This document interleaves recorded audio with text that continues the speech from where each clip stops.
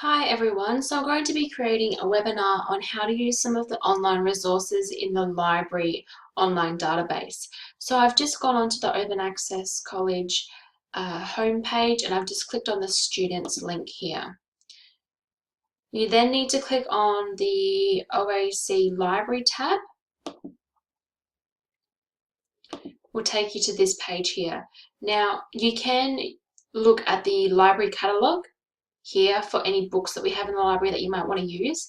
But personally, I think that the EBSCO database is probably the best use of the database for your investigation. So you just need to open that one up.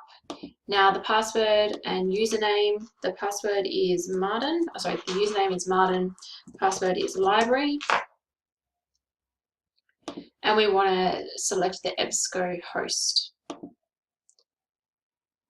Now to get all the appropriate resources, you should select this one, which is the reference center.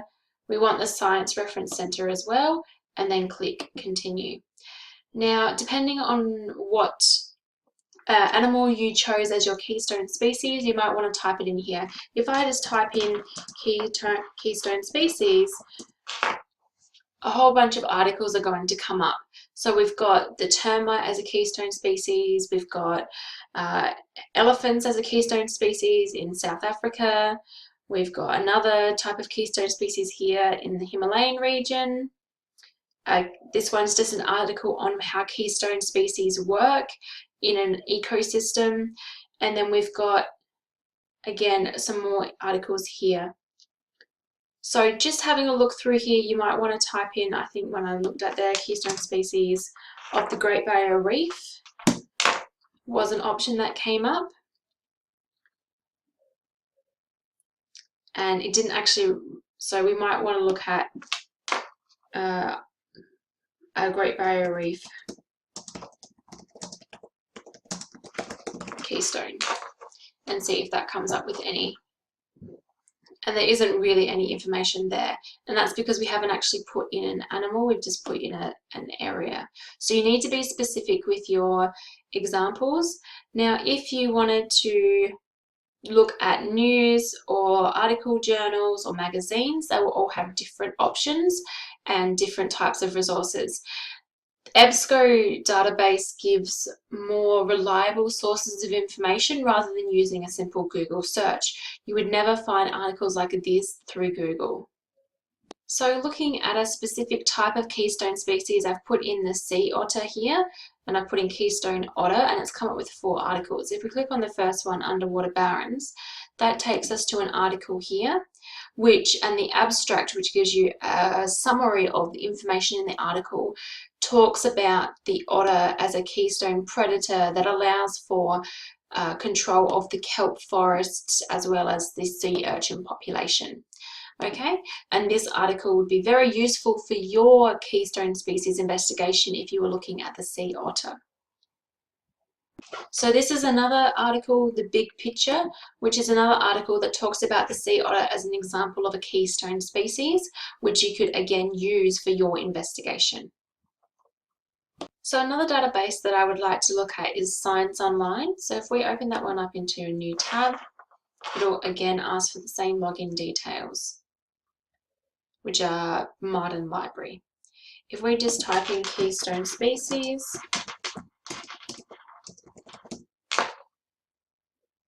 it'll come up with some definitions, an encyclopedia entry, another encyclopedia entry, a book chapter. Okay, and those could be some useful articles for your investigation. I would quickly like to talk about using Google as a search engine. So to make sure that you get information that I would deem reliable, you should look at information that has come from organizations or the government. And the way that we would select websites based on that is to look, is it .org? So National Geographic, we would say, is a reliable source of information because it's an organization.